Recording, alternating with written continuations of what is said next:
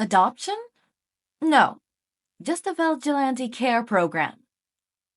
By orphaned account on AO3. Summary. If anything is certain, is this. Shouta Aizawa is not qualified for this. He's not qualified to handle this new vigilante, especially if he is just a kid. Basically, we got a Quirkless vigilante Izuku and dadzawa, so I don't know what else you could possibly want. Episode 1. Chapter 1. Shouta Aizawa was many things. A teacher, hero, husband. What he wasn't was qualified to deal with this situation. A man, surely it was a man, please let it be a man, holding 2 beat-up people in an alley. He was short, a little too short for a grown man. He was wearing all black. His mask was covering the bottom half of his face, although the man's green hair was still visible. They were doing some sort of deal. The boy said. He gestured to a few nearby bags. I'm sure you'll find the evidence in there. With that, the man took off, upwards. He had some sort of grappling tech. Before Shouta could truly know what was going on, and that man was already running along the rooftops. His movements were eerily similar to Shota's own. Once he had delivered the men to the police custody, he resumed patrol. Despite Shota's efforts, his mind kept wandering. You didn't meet vigilantes very often, much less ones who didn't boast about their actions. Vigilantes were usually around because they disapproved of heroes. They were very local about their opinions, and even the ones with good intentions. All they wanted was their message to be heard, which is why it was odd for this vigilante to be so quiet. As he came home that night, he tumbled into bed. Hizashi had already passed out, so Shouta could have to wait before he could tell him about the man. They had a new vigilante to look out for. As time passed, Shouta didn't even realize the boy had become part of his daily life. Well, to clarify his nightly life. Whatever Shouta seemed to go, the man had arrived before him. He had dealt with every situation quickly without problems. He then left the criminals tied up, and someone would pick them up eventually. He made himself known to the public, or tried to talk to anyone other than what was necessary. He was the very opposite of what a vigilante should be. It had been months, but each time Shouta reached out, he was denied. The man wouldn't answer any of his questions he asked, no matter how personal or random they be. Rumors amongst the underground heroes had begun to spread. A quick, small, stealthy vigilante who took down small criminals. So far, no one knew anything about him, not even his quirk. Shouta had wanted to use Erasure, but he never got the chance.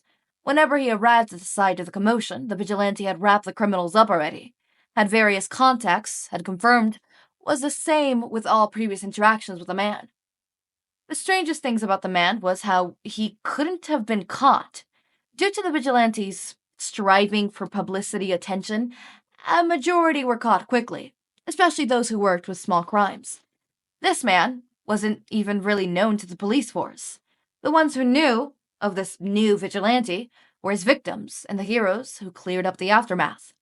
He was the biggest mystery the underground hero world had for a while, so he got a lot more attention very quickly amongst the heroes. Someone who diffuses the situation before the heroes arrive would be a valuable asset. Even if someone wanted to recruit him, they could never learn anything from the man.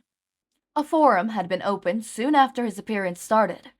Very quickly, it turned into a popular place where underground heroes talked about the mystery vigilante, as he was called. New theories developed each day, and no, Shouta was not a part of it. Of course not. Hizashi was, and Shouta just so happened to be listening when Hizashi talked about it. From that information, Shouta could put together his patrol routes met with the vigilantes most often.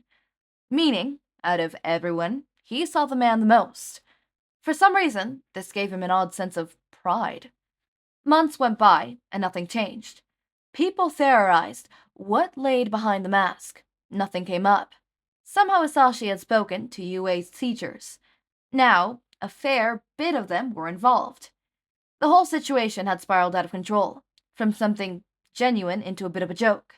They even spawned a betting pool about his capture, identity, and quirk. To be honest, it was just something for heroes to keep themselves occupied. The theories slowly stopped coming, and they seemed to accept the mystery of the vigilante.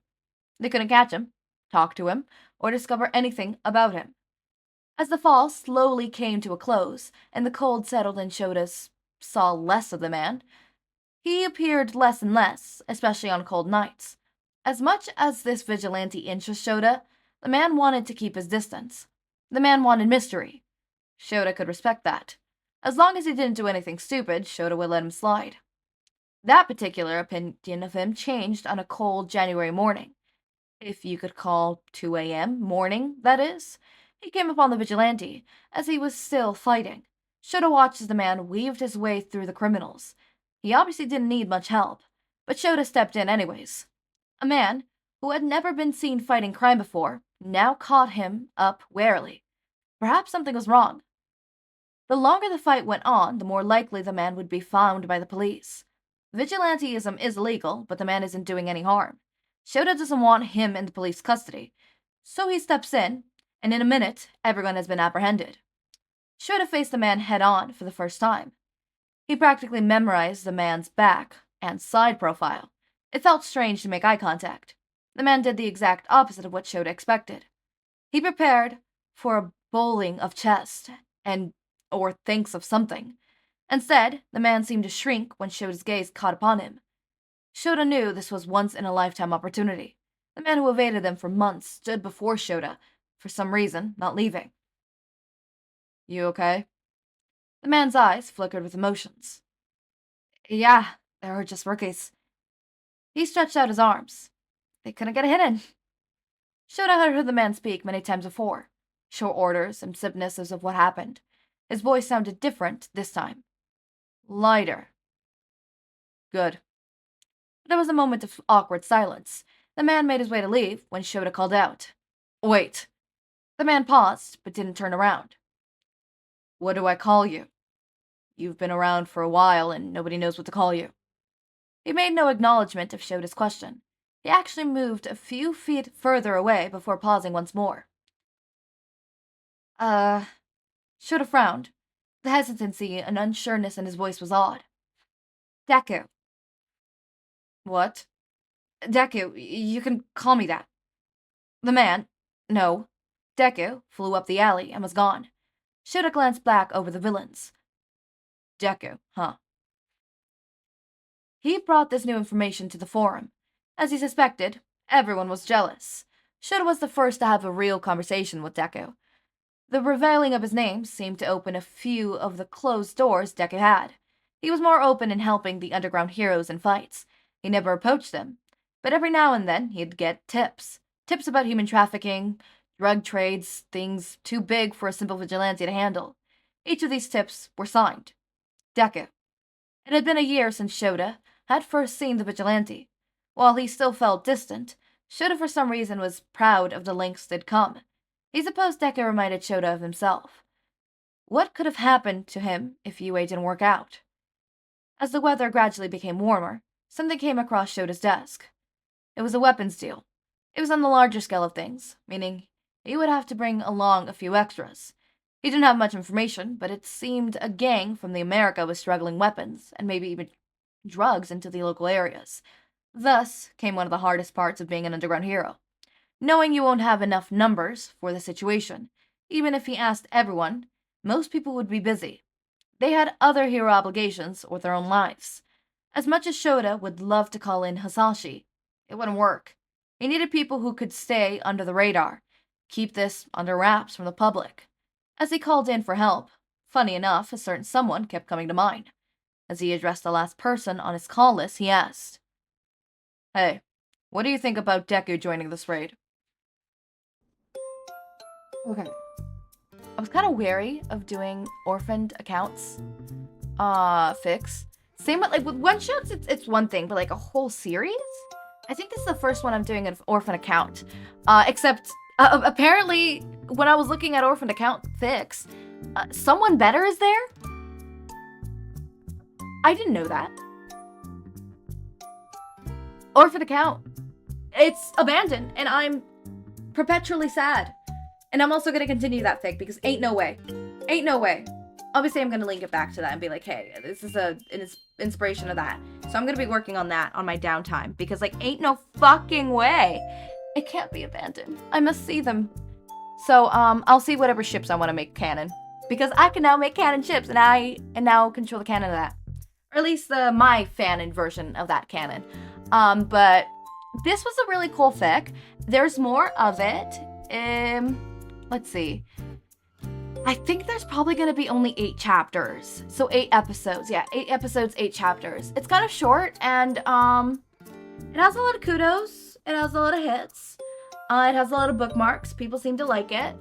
So hopefully it's really cool. And I don't know. I like it. It seems super cute. I'm gonna be interested in this. I do see Bakugou Katsuki swears a lot, so maybe we're gonna be seeing Izuku's point of view.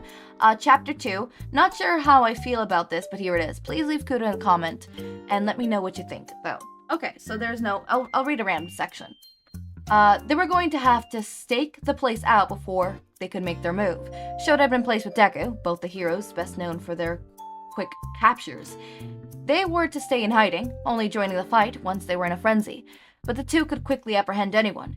They lapsed into comfortable silence. Well, almost silence. Deku kept shuffling his feet. He was always moving. Okay, interesting. I'm really interested in this. Okay, I'm really excited. And this is like a Christmas thing. Kind of, because it's like Christmas. Happy Christmas if you celebrate Christmas. Happy Hanukkah if you celebrate Hanukkah. I know it's not today. I actually don't know when Hanukkah is. And happy, do you say happy winter solstice? Or I hope you have wonderful holidays, okay? Anyways, as always, my raindrops, make sure to eat, sleep, drink water, take your meds. Have a wonderful day or night. Link to my Discord server and socials are down in the description. Subscribe to see more of my content, and thank you so much for watching.